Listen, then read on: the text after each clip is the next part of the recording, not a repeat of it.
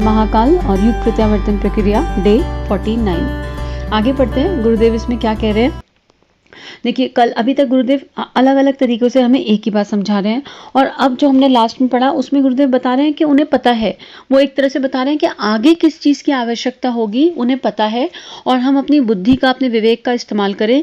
जहाँ फ्लेक्सिबल होना पड़े वहाँ फ्लेक्सिबल हो जाएं, और अगर हम ऐसे नहीं मानेंगे, वैसे नहीं मानेंगे, तो फिर महाकाल को अपना चक्र चलाना ही पड़ेगा। तो मतलब अब स्वार्थ के लिए कोई स्थान नहीं रहा। और दूसरा, गुरुदेव ने एक बहुत इंपॉर्टेंट बात कल के स्वाध्याय में बताई थी कि अब जो अवलोकन होगा वो स्टेटस सिंबल से नहीं होगा कि किसके पास कितना पैसा है, कौन किस कंपनी में जॉब कर रहा है, किसके कितने पैकेज है, वो सब नहीं है। अब ये बात हमने कल समझी थी कि वो किससे होगा, कौन कितना परमार्थी है, किसके मन में कितनी करुणा है, कितनी संवेदना है। और आज की स्थिति में हम यही देख ही रहे हैं, है ना। जिन लोगों ने आज हमारी मदद करी वो हमेशा हमारे अंतःकरण में स्थापित हो जाएंगे।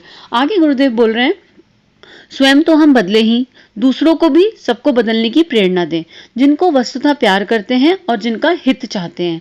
स्त्री, पुत्र, भाई, भतीजी, कुटुंबी, संबंधी, मित्र, परिजन, सभी को इस प्रकार की प्रेरणा करें कि सभी अपनी रीति नीति सुधारें।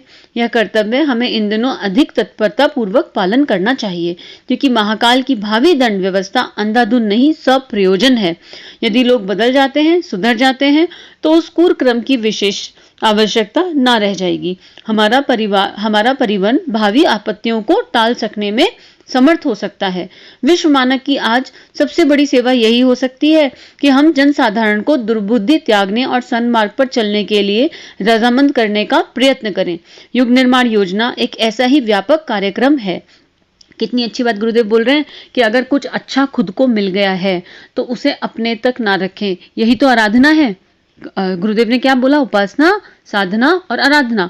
उपासना अपने इष्ट के साथ बैठना, साधना हर क्षण हर पल आत्मनिर्माण में लग जाना, हर मोमेंट ये देखना कि कौन सा भाव कब कैसा आ रहा है, और आराधना जो अच्छा मिल गया और जो व्यक्तित्व में और जीवन में उतर गया उसको बांटना। लेकिन इसमें मिस्टेक कहाँ हो जाती है, हमें कुछ अच्छा ज्ञान मिलता है तो हम उसे अपने व्यवहार में नहीं उतारते, दूसरों से एक्सपेक्ट करने लगते हैं और दूसरों को वो ज्ञान देने लगते हैं बिना व्यवहार में उतारे।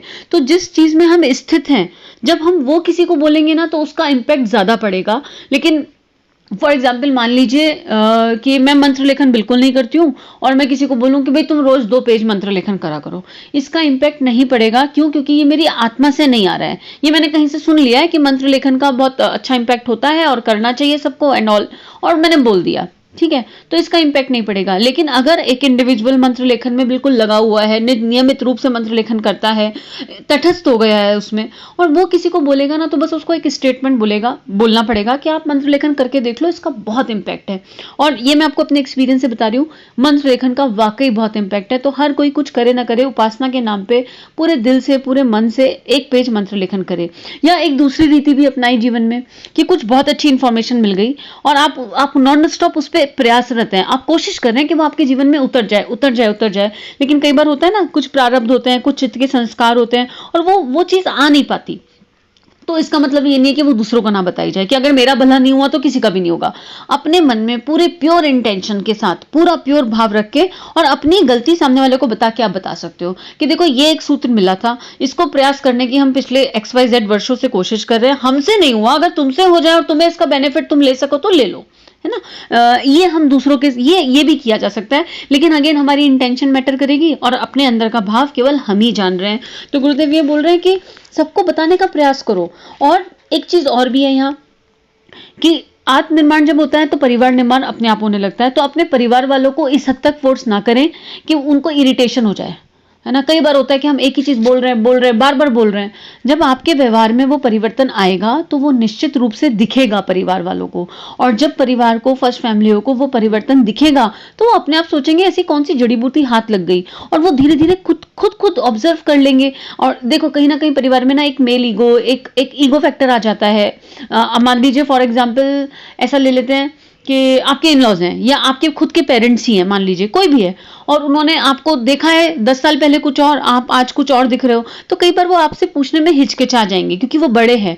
लेकिन वो सूक्ष्मता से ऑब्ज़र्व करेंगे आपके व्यवहार को, और कुछ अच्छा आपके व्यवहार में होगा तो डेफ़िनिटली अपनाएँगे। तो अपने परिवार को अगर आप भीतर प्रेम रख के बोलेंगे, तो उन्हें धीरे-धीरे समझ में आएगा। लेकिन इस तरह पीछे नहीं पड़ना कि वो परेशान हो जाएँ। एक बैलेंस, वही बुद्धि का प्रयोग गुरुदेव ने कहा ना कि अपनी रीति-नीति सुधार लेंगे। तो यही बात गुरुदेव बोल रहे हैं कि कुछ अच्छा मिल रहा है तो उसको बाँट दो, और यही बात पहले आई थी 8-8 पुत्रों की जब बात आई कि प्राण का प्रवाह है, जो मिल रहा है उसे बाँटते चलना है। नदी को अल्टीमेटली सागर में ही जाके मिलना है। तो आगे गुरुदेव लिख रहे हैं कि अगर आपने बाँट लिया तो फिर सारी विपत्तियाँ टल जाएँगी, फिर आप महाकाल के घोंसले में सुरक्षित हो, बाहर की परिस्थितियाँ कैसी भी हो, क्योंकि आप क्या कर रहे हो, आप परमार्थ में लगे हुए हो और आप सतयुगी हो गए हो। सतयुग क्या है? आपके भीतर का सतयुग तो जागृत हो गया ना, और सतयुग आएगा ही। तो वैसे हमारे भीतर का सतयुग जागृत हो जाएगा तो हम एक अकेले में इतनी पोटेंशियल है कि वो लाखों करोड़ों को बदल सके। डिपेंड करता है कि आत्मीयता का विस्तार कितना हुआ, डिपेंड करता है कि अभ्यास कितना किया गया। आगे गुरुदेव लिख रहे हैं इसमें कि हमारा परिवर्तन भावी आपत्तियों को टाल सकने में समर्थ हो सकता है। विश्व मानव की आज सबसे बड़ी सेवा यही हो सकती है कि हम जन साधारण को दुर्बुद्धि त्यागने और सन्मार्ग पर चलने के लिए रजामंद करने का प्रयत्न करें।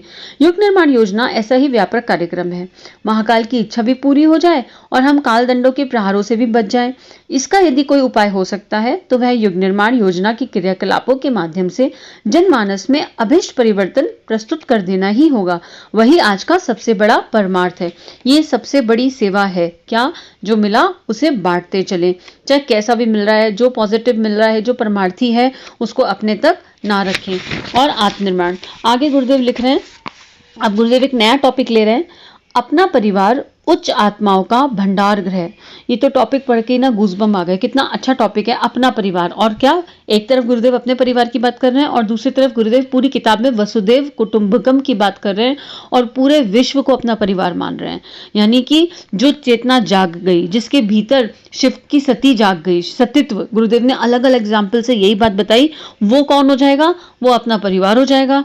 जिसके भीतर सतयुगी लक्षण जाग गए, परमार्थ की भावना जाग गई, वो अपना परिवार हो जाएगा। और गुरुदेव यही लिख रहे हैं कि उच्च आत्माओं का भंडार गृह है। मतलब इतनी सारी देवीय आत्माएं इस समय उस गुरु तत्व की, अगर तत्व दृष्टि से देखें तो उस गुरु तत्व की भेजी हुई हैं, बस हमारी स्मृति चली गई, हम पहचान सके। तो इसमें गुरुदेव क्या समझा रहे हैं, पढ़ते हैं। युग परिवर्तन एक बहुत बड़ा प्रयोजन है। उसके लिए तदनुरूप बड़े साधनों एवं उपकरणों की भी आवश्यकता होगी। यह साधन उत्कृष्ट स्तर के व्यक्तियों के रूप में अभिष्ट होंगे। संसार का भावनात्मक परिवर्तन करने के लिए भावनाशील, श्रद्धा और सद्भावना के धनी व्यक्तियों की आवश्यकता पड़ेगी। इन दिनों वही सब जुटाया जा रहा है। विभिन्न क्षेत्रों में विभिन्न क्षमता संपन्न ऐसे व्यक्तियों का इन दिनों सृजन हो रहा है जो आगे चलकर युग निर्माताओं की महत्वपूर्ण भूमिका बड़ी खूबी से संपादित कर सकेंगे। गुरुदेव बोल रहे काम बड़ा है, और ये गुरुदेव ने पहले भी एक एग्जाम्पल से समझाया है कि जितना बड़ा बांध बनाना होगा उतने बड़े इंजीनियर की जरूरत होगी और उतनी बड़ी टीम की जरूरत होगी। तो यही बात गुरुदेव बता रहे हैं कि क्योंकि बहुत बड़ा काम है युग परिवर्तन, हर एक इंडिविजुअल के विचारों का, भावनाओं का परिमार्जन और परिशोधन इसमें होना है। तो हमें हर तरह के लोगों की जरूरत है ना। एक बिल्डिंग बनाने के लिए बहुत सारे ब्रेन चाहिए होते हैं और बहुत सारे तरीके के आर्किटेक्ट चाहिए होते हैं। बहुत मल्टीपल लोग मिलके एक काम कर पाते हैं। तो गुरुदेव बोल रहे हैं अलग अलग क्षमताएं हैं लोगों में, और हर किसी की क्षमता को हम यूज कर रहे हैं। किसी में कोई है, किसी में कोई है, तो हम उनको तैयार कर रहे हैं, अंदर ही अंदर गढ़ रहे हैं, अंदर ही अंदर वो लोग कर रहे हैं और वो अपनी महत्वपूर्ण भूमिका निभाएंगे। और बिलीव कीजिए ऐसे निभाएंगे कि जो निभा रहे हैं उन्हें भी नहीं समझ में आएगा कि वो निभा पाए कुछ। यह एक विचित्र और विलक्षण रहस्य है कि जन्मजात रूप से तो महामानव कोई विरले ही यदा कदा उत्पन्न होते हैं। शेष तो बीच में से ही उस महाकाल की दृष्टि में आते हैं और देखते देखते कुछ से कुछ बन जाते हैं। पूर्ण अवतारों की बात जाने दीजिए। मध्य अवतार अक्सर जीवन में किसी मध्य काल में ही परिवर्तित होते हैं। आवश्यकता अनुसार महाकाल उन्हें अपनी भुजाओं में कस लेते हैं और देखते देखते वे कुछ से कुछ बन जाते हैं। गुरुदेव बोल रहे हैं कि भाई ये तो एक लक्षण है, जो जन्मजात महामानव होते हैं वो बहुत विरले होते हैं। अब जैसे स्वामी विवेकानंद थे, रामकृष्ण परमहंस थे, और हमारे जितने भी अवतारी चेतना रहे, वो सब कौन थे? वो जन्मजात थे, महाकाल है ना, महामानव थे। और वो आए, उनका उद्देश्य ही जन्म लेने का क्या था? परमार्थ। वो मुक्त आत्माएं थी और केवल परमार्थ के लिए आई थी, जो मुक्त आत्माएं। लेकिन अपन किस श्रेणी में आ रहे हैं? अब अपने अपने पास तो चित्त पे इतने संस्कार हैं, अभी इतने संस्कार हैं, इंद्रियों में ही उलझे पड़े हैं, पेट प्रजनन से ऊपर नहीं आ रहे, खाना सोना इन्हीं सब चीजों में संग्रह की प्रवृत्ति, और अभी गुस्सा आ जा रहा है, कितने सारे विकार हैं, वो सब अपने पास हैं। तो गुरुदेव बोल रहे हैं कि बाकी सब क्या है, जिसमें भी एक अच्छाई है, मान लीजिए आपके अंदर एक अच्छी हैबिट है, तो आप महाकाल की नजर में आ जाओगे।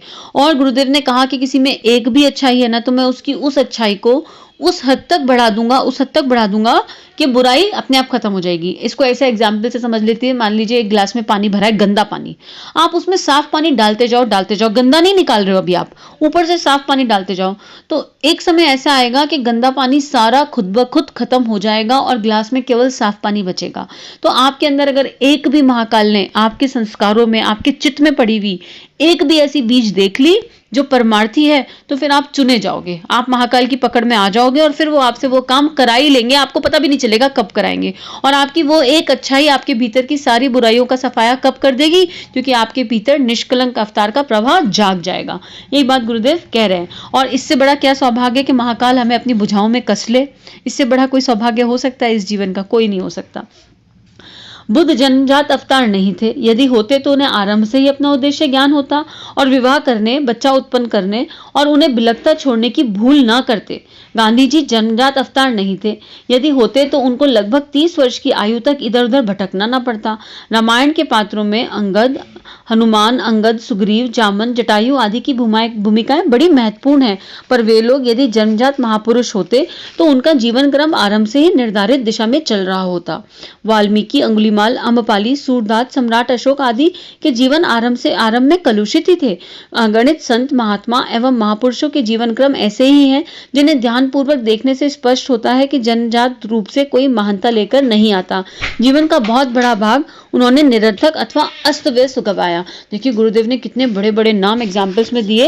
ये तो एक नई लर्निंग है खुद के लिए, और खुद की चेतना के विस्तार के लिए एक नई लर्निंग है, समझने के लिए एक नई लर्निंग है। इतने बड़े बड़े गुरुदेव नाम लिख रहे हैं कि इनका जीवन पुराना उठा के देख लो आप, और इनका जब आप पुराना जीवन उठा के देखोगे तो आपको समझ में आ जाएगा कि कोई जन्मजात नहीं थे, लेकिन जब जाग गए तब अवतार बन गए। जहां जागे वहीं सवेरा हो गया। तो अब हम ये ना सोचे कि हमारी उम्र तो कितनी हो गई, ये गुरुदेव ने बहुत ही बड़ा संबल दे दिया। नहीं तो ये सुनते हुए सोच सकते थे अब तो आधी उम्र निकल गई, अब तो 40 के हो गए, 50 के हो गए, 60 के हो गए, whatever the XYZ ages, ये एज हो गई, अब कैसे जीवन में कुछ कर पाएंगे? तो गुरुदेव ने उसका यही खंडन कर दिया, पूरी तरह खंडन कर दिया। क्या कि जब जाग जाओ तब सवेरा है। इन सारे महापुरुषों के जीवन उठा के आप देख लो, उनको पढ़ लो, उनको समझ लो, तो आपको समझ में आ जाएगा कि उन्होंने अपने जीवन का बहुत बड़ा भाग निरर्थक अथवा अस्त व्यस्त गवाया, लेकिन जब वो जाग गए उसके बाद एक एक पल का, एक एक क्षण का सदुपयोग केवल परमार्थ और आत्मनिर्माण के लिए किया, उसके अलावा कुछ और किया ही नहीं। तो आगे गुरुदेव लिख रहे हैं, समय अनुसार उनकी अंतः चेतना ने पलटा खाया, दिशा बदली और वे फिर कुछ से कुछ हो गए। इससे प्रकट होता है कि महानता का कोई पूर्व संचित कण यदि अंतःकरण में विद्यमान है तो वह कभी भी प्रतिफलित हो सकता है। महाकाल की एक दृष्टि किरण उसका कायाकल्प कर सकती है।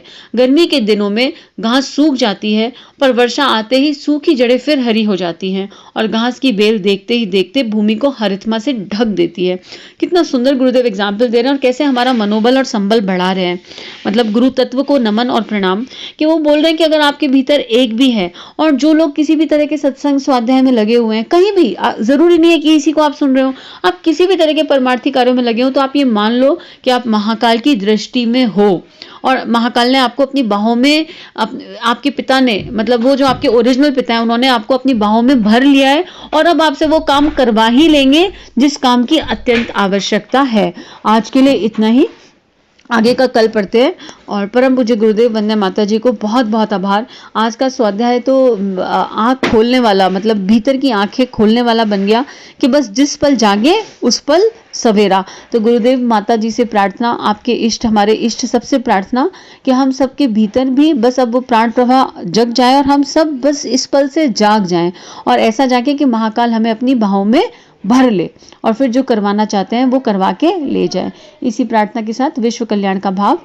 ओम शांति ही शांति ही शांति ही। हमारे YouTube चैनल को सब्सक्राइब करें और बेल आइकन को दबाकर ऑल पर क्लिक करें ताकि नोटिफिकेशंस आपको मिलती रहे।